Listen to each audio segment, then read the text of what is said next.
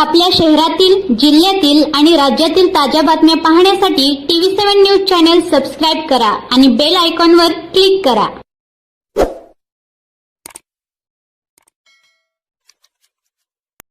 नमस्कार। आज शेतकऱ्यांची परिस्थिती पाहिली तर आज भर पावसाळ्यात शेतकऱ्यांना आंदोलन करावं लागते आणि याच्यापेक्षा वाईट अवस्था दुसरी काही नसणार आहे। प्रशासनाचं राजकीय नेत्याची अनास्था आणि वाया जाणारं पाणी याच्या पार्श्वभूमीवर आज शेतकरी आंदोलनाला बसला आहे।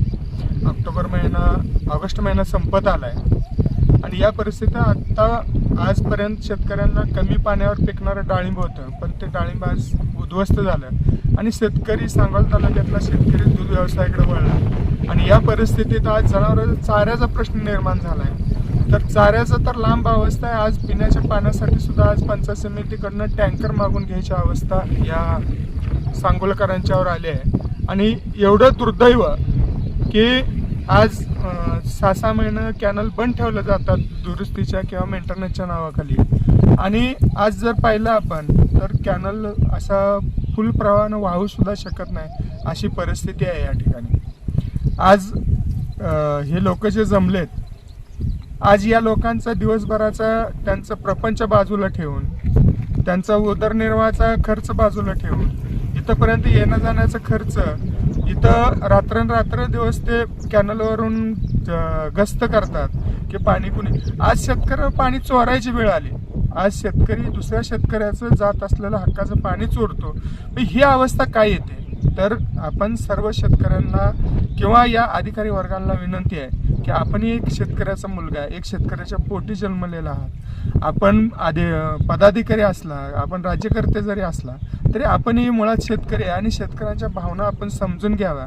आणि आज वीर धरणाची परिस्थिती पाहिली, ज्या डॅममधून हे पाणी येतं तर जवळजवळ 100% भरलेला आहे। या परिस्थितीत सुद्धा जर शेतकऱ्यांना आंदोलन करावं लागत असेल तर यापेक्षा दुर्दैव हे शेतकऱ्यांचं दुसरं कुठलंच नसणार आहे। आता हे जे आंदोलन सुरू आहे हे जोपर्यंत शेवटच्या घटकापर्यंत पाणी पोहोचणार नाही, या आंदोलनाला कुठल्याही राजकीय वळण देण्याचा प्रयत्न कुणी करू नये आणि हे आंदोलन हे शेतकऱ्यांचं आहे आणि शेतकऱ्यांच्या हितासाठी आहे। मला यातून एवढंच सांगायचं आहे की ज्यावेळेला हे आवर्तन पूर्ण होईल त्यावेळेला प्रशासनाला आणि आमच्या राज्यकर्त्यांना विनंती असेल की आपली जी मेंटेनन्सची कामं आहेत ते आपण करून घ्यावीत आणि पुढची पाळी लवकरात लवकर देऊन आज आमचा कमीत कमी पिण्याच्या पाण्याचा प्रश्न आणि जनावरांच्या पाण्याचा प्रश्न, जनावरांच्या वैरणीचा प्रश्न तरी सोडवा अशी नम्र विनंती। गेल्या 50 वर्षापासून पाण्यासाठी सांगोला तालुक्यातली म्हणजे दक्षिण सांगोल्यातली जनता तहानलेली आहे। अनेक आंदोलनं झाली, अनेक निवडणुका झाल्या, पाण्यावरच झालेल्या आहेत। गेल्या 2-3 वर्षात जरा पाऊस झाल्यामुळं थोडासा पाण्याचा उद्रेक कमी झाला होता जनतेतला, पण आता कसलाच पाऊस नाही, दुष्काळाची परिस्थिती निर्माण झालेली आहे आणि हक्काचं पाणी आहे। ब्रँच 5ला 2 TMC पाणी दिलेलं आहे। 2 TMC पाणी म्हणजे 3 पाळ्या त्यात बसवायच्या त्या। गेली अनेक वर्ष आम्ही आबदतोय, पण 2 TMC तर सोडाच, 1 TMC न अर्धा TMC सुद्धा पाणी आतापर्यंत मिळालेलं नाही।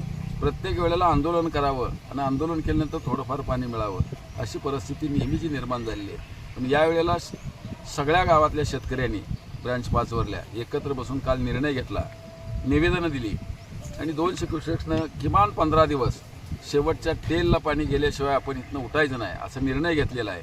अधिकारी येतील, काहीतरी सांगतील आणि उठून जाईन आम्ही, असं अजिबात होणार नाही। शेवटच्या क्षणापर्यंत पाणी ही पोचलंच पाहिजे यासाठी आम्ही कटिबद्ध आहोत। मग कितीही दिवस इथं बसायची पाळी आली, रात्रंदिवस इथनं आम्ही हलणार नाही। आता धरणे आंदोलन केलेलं आहे। काही दिवसानं जर आम्हाला न्याय मिळाला नाही तर उपोषणाची तयारीसुद्धा आम्ही केलेली आहे। बघूया आता उद्यापासून 200 क्युसेक्सनं पाणी सोडतो म्हणले तर अधिकारी, 200 क्युसेक्सनं सोडून 15 दिवस किमान पाणी सोडल्याशिवाय आम्ही इथून उठणार नाही।